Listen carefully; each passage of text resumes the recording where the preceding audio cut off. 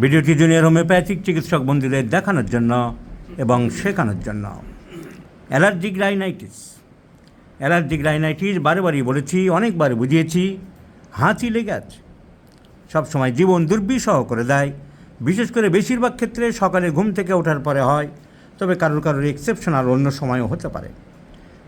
একটি অ্যাডোলেসেন্ট বয়, 16 বছর বয়স, ওর কেস আমি দেখাচ্ছি। ও পড়াশোনা করছে, 16 বছর বয়স। এই সময়ে ছেলে মেয়েদের বড্ড লজ্জা বেশি হয়, তো ন্যাচারালি ওরও খুব লজ্জা বেশি। না কোন বন্ধুবান্ধব দেখে ফেলবে, ও ভিডিও মুখ দেখাবে না, ওর শরীরটা আমি দেখাচ্ছি। তো 16 বছর বয়স, ওর ফিজিক্যাল মেকআপ এরকম, লম্বা চওড়া চেহারা, মানে ফসফরাস টাইপের চেহারা, সুন্দর চেহারা। তো এই ছেলেটির অ্যালার্জি এর কিন্তু সকালের দিকে বাড়ে না, এর বাড়ে রাত্রেবেলায় বিছানায় গেলে। এখন এইখানে দুম করে তুমি লিখলে কেস টেকিং করার সময় বিছানায় গেলে বাড়ে, প্রত্যেকটা সিমটমকে বোঝার দরকার, এভালুয়েট করার দরকার, অ্যানালাইজ করার দরকার। এখন বিছানায় বাড়ে না সময়ে বাড়ে, এগুলো আমাদের অনেক ছেলেরা গণ্ডগোল করে, সেই জন্য এই ভিডিওটা অবতারণা। বিছানায় গেলে বাড়ে মানে তুমি কটায় যাও? আমি 10টা, 10:30টায় যাই। রোজ কি 10:30, 10:30টায় যাও? এগুলো জেনে ভালো করে জানতে হবে। এখন 10টায় বাড়ে কি 11টায় বাড়ে, কি বিছানায় বাড়ে? বিছানায় বাড়লে বিছানা থেকে কোনো মাইটস বা ফাঙ্গাস ইনফেকশান হতে পারে। আমি বিছানা চেঞ্জ করে দেখব, বিছানার মধ্যে যে নিচে থাকে যে গদি, সে অনেক রকম হতে পারে। তোষক হলে তুলোর থেকে তার কোনো সেন্সিটিভিটি হচ্ছে কিনা, কয়ার থাকে নারকেলের ছোবড়া, তার থেকে কিছু হচ্ছে কিনা।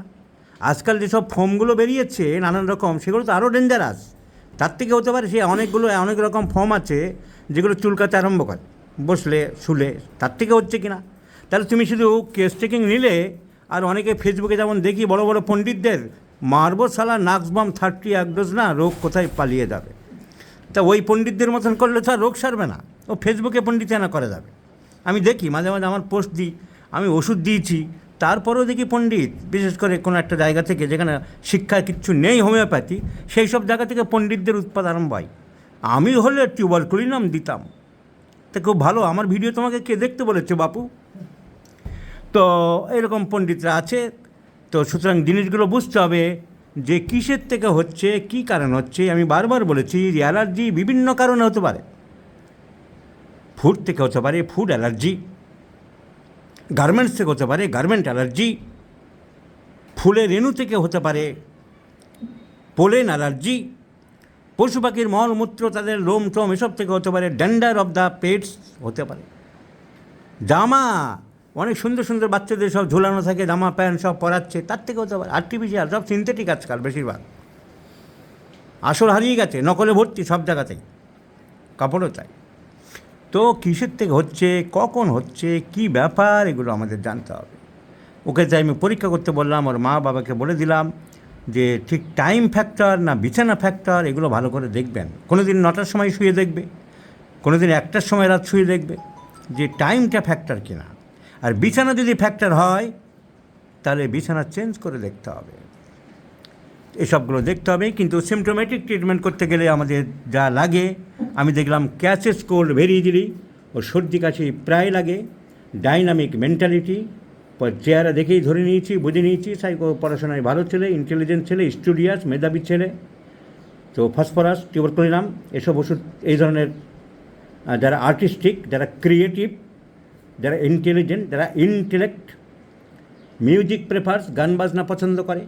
এবং আরও অবাক হলো, সারপ্রাইজিংলি না, মা বাবার বোথ সাইডে টিউবারকুলোসিস। যেখানে দেখুন এই যে কেস হিস্ট্রি লিখেছে আমাদের অটল বলে এক ডাক্তার, সে কেস তো অটল জলে দিয়ে চলে গেছে, কোথাও শুধু অ্যাজমালিকে ছেড়ে দিয়ে গেছে। আমি কিন্তু বের করলাম tuberculosis in both sides. So মাংস খেতে ভালোবাসে, এই জন্য কেস টেকিং একদিন করলে পুরো নির্ভর করে দেয় না, ও শুধু ডিডিআর এগলিকে ছেড়ে দিয়ে চলে গেছে, আমি পেলাম ডিডিআর মিট। তাহলে মাংস খেতে ভালোবাসে, সর্দি কাশি প্রায় লেগে যাচ্ছে, 2 বংশে টিবি ছিল, ডাইনামিক ছেলে, পড়াশোনায় ভালো, লম্বা চওড়া, সুন্দর চেহারা। তো আর কি বাকি থাকে টিউবারকুলিনাম প্রেসক্রিপশন করতে? বেড়াতে ভালোবাসে, পাহাড়ি জায়গায় বেড়াতে ভালোবাসে, এমনি আজেবাজে ছেলেদের সাথে মেশে না, স্টুডিয়ার ছেলে, ঘরের মধ্যে পড়াশোনা করে। So the medicine is tuberculinum. So tuberculinum 10 I do like to prescribe 2 doses followed by PTRS German original ওটা ডাইনামিক ছেড়ে একটু জার্মান ওষুধ দিতে হবে অরিজিনাল, দিনে 2বার করে খেয়ে যাক, 3 মাসের ওষুধ দিচ্ছি, কেমন থাকে আমি ফলো আপ সবাইকে দেখাবো। আশা করি এইসবকে সারাতে হবে, এইসবকে ইমপ্রুভ করতে হবে। যে কোনো অ্যালোপ্যাথির কোনো চিকিৎসা নেই, অ্যালোপ্যাথির কোনো হাত নেই তা না, আমাদের ব্রিজ কোর্স করতে হবে অ্যালোপ্যাথির সাথে।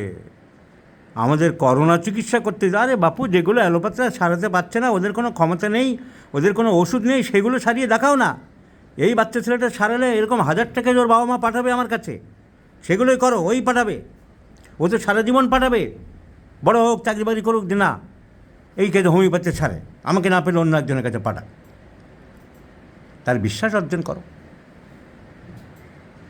তো হোমিওপ্যাথি সেটা করতে গেলে একটাই ফর্মুলা, মাত্র একটা লাইন, সেটা করতে গেলে বেশি খাটতে হচ্ছে না, একটা লাইন মাথায় রাখতে হচ্ছে। কি line? Treat the patient not the disease.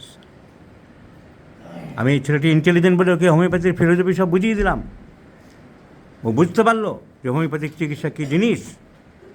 So অ্যালার্জির জন্য তোমাকে যেসব ডাক্তাররা ওষুধ দিয়েছে তার অ্যালার্জি সাময়িক কমেছে, কিন্তু তোমাকে তো চিকিৎসা করে।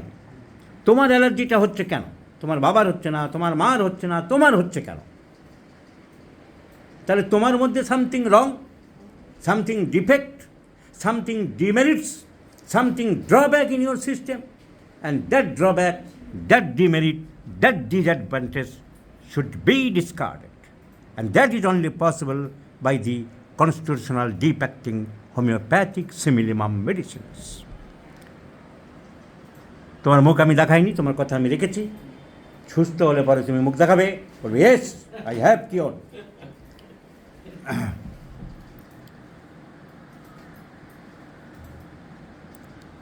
প্রিয়